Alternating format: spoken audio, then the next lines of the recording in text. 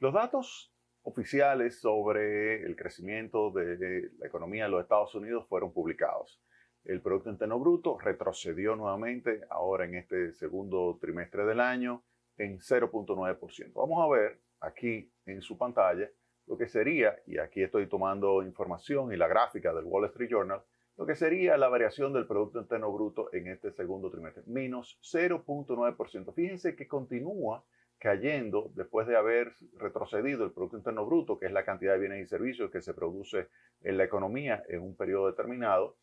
En el primer trimestre cayó 1.6%. Después de esa caída de 1.6%, pues en este trimestre cae 0.9%. Entonces esperaría, y esto es lo que proyectan los economistas que entrevista el Wall Street Journal, se esperaría que el tercer trimestre del año crezca 1.5% y el cuarto 1.1%. Ahora, la gran pregunta que habría que hacerse es si está la economía en recesión o no. Técnicamente, ¿cómo se define recesión? Técnicamente se define recesión como 2 trimestres consecutivos descendiendo en materia de la actividad económica. Es decir, 2 trimestres, usted calcula la evolución del Producto Interno Bruto y si por 2 trimestres consecutivos el Producto Interno Bruto cae, entonces usted puede decir que técnicamente se encuentra en recesión.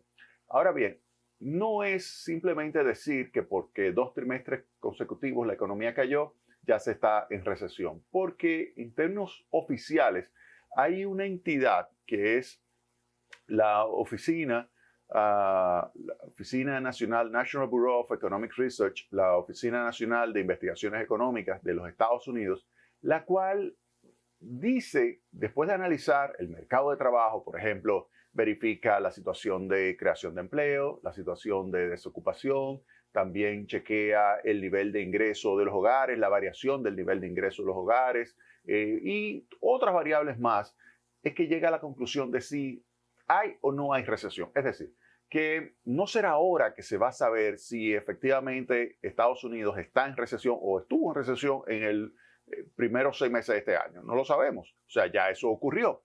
No se sabe si está en recesión porque oficialmente no se ha publicado lo que es el análisis que hace el National Bureau of Economic Research. Hasta que eso no suceda, no se puede decir oficialmente que Estados Unidos se encuentra en recesión. Ahora, lo que sí se puede decir que técnicamente Estados Unidos se encuentra en recesión. Técnicamente.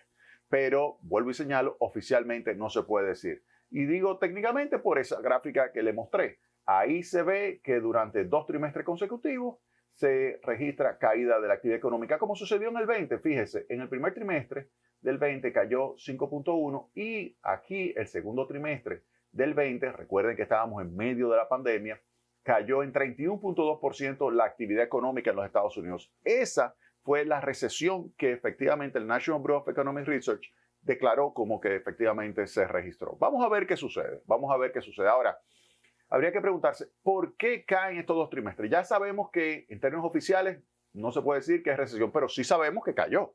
Cayó el primer trimestre la actividad económica, cayó en el segundo trimestre la actividad económica. No sabemos si es recesión, pero de que se registró una caída, ya lo sabemos. Bien, ¿por qué?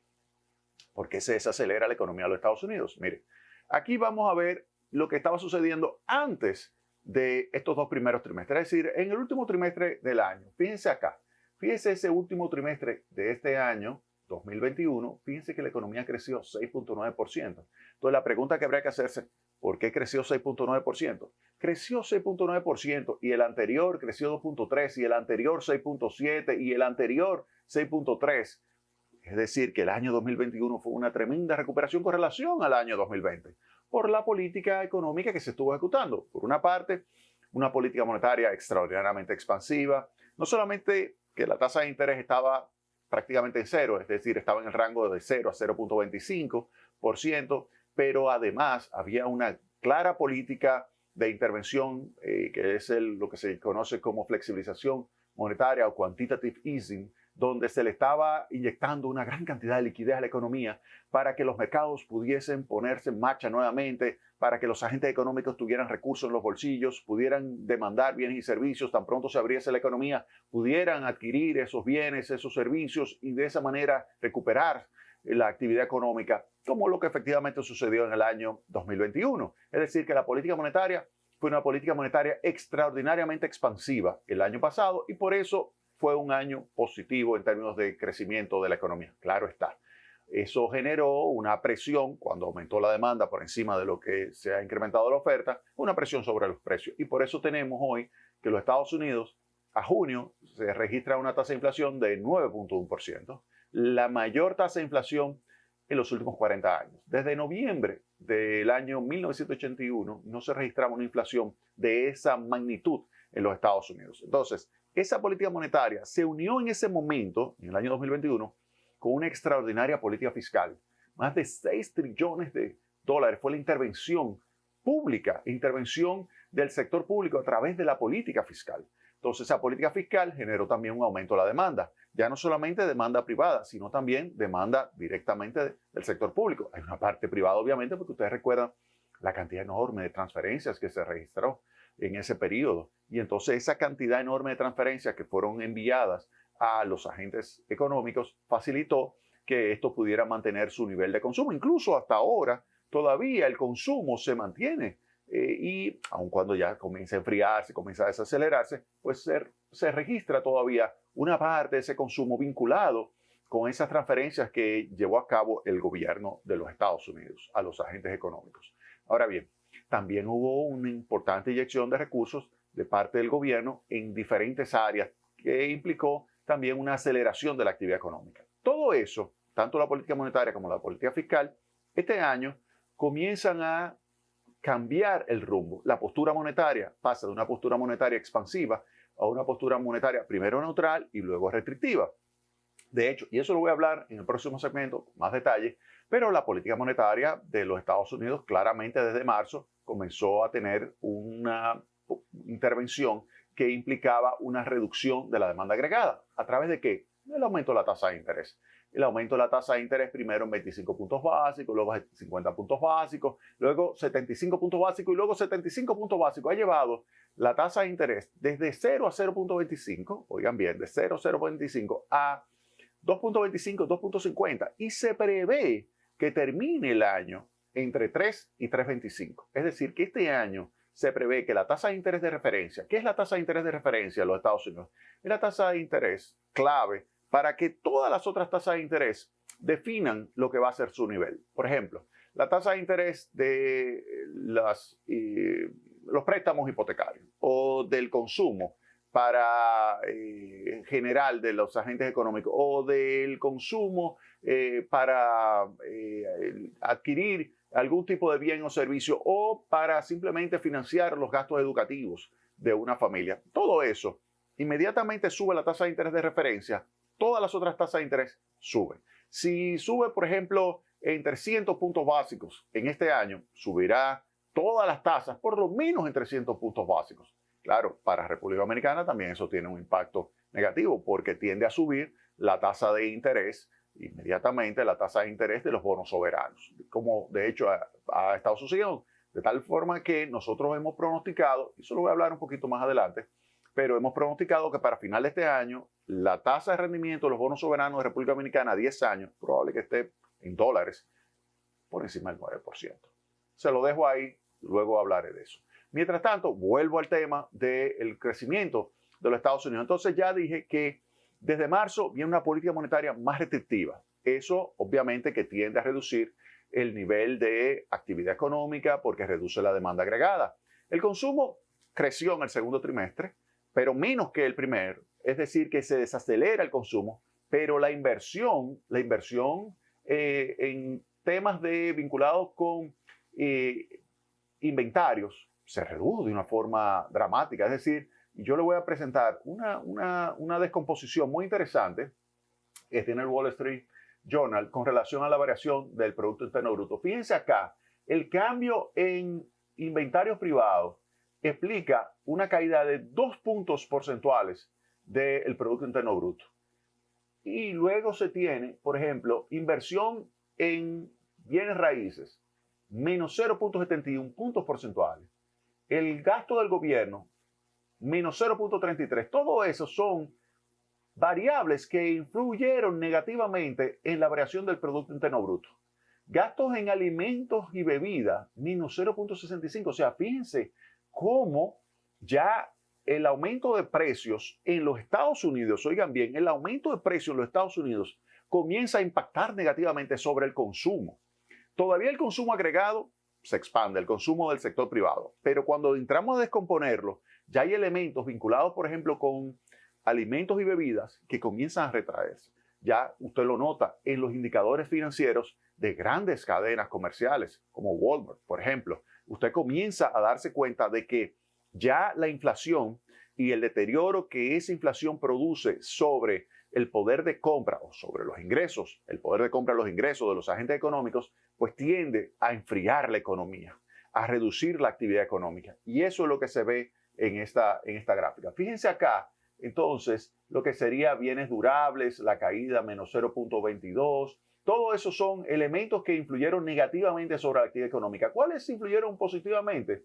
Algunos servicios de alimentos, por ejemplo, cuando usted sale a un restaurante, servicios de salud, eso es 0.6, 0.4, otros servicios 0.34, recreación 0.16 y así transporte y algunos otros bienes. Fíjense que esto es lo que crea el ambiente positivo, el ambiente de crecimiento de la economía de los Estados Unidos, pero la parte negativa fue todavía muchísimo más fuerte y principalmente la caída de los inventarios. Eso es lo que explica ese descenso en términos de descomposición.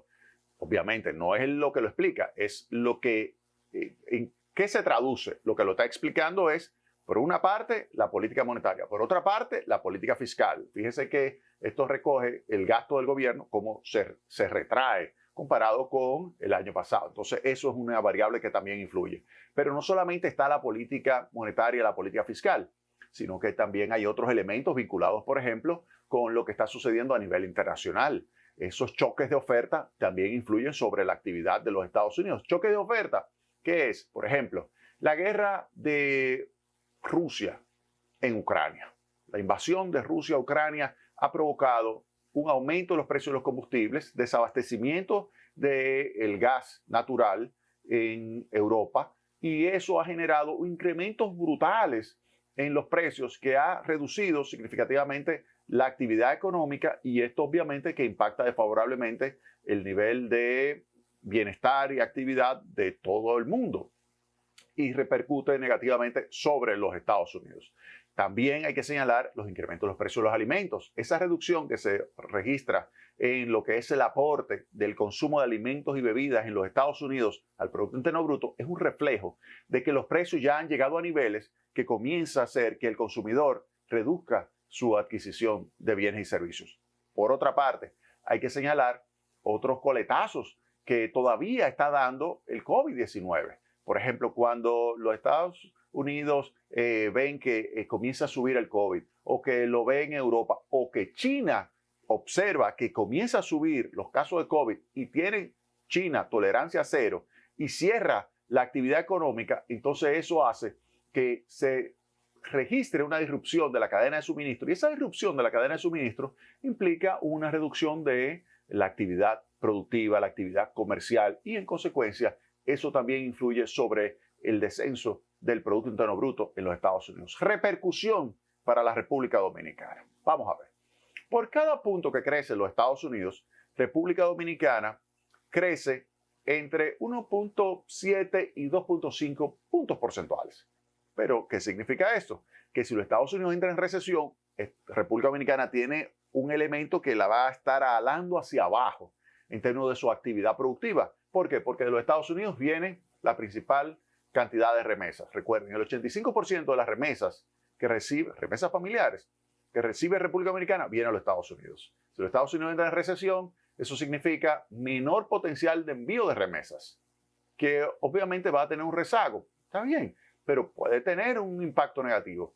También está el tema de los flujos de comercio, exportaciones. Si ellos entran en recesión, las exportaciones, tanto tradicionales como las de zona franca, se reducen, se ralentizan, y eso impacta negativamente también sobre la economía dominicana.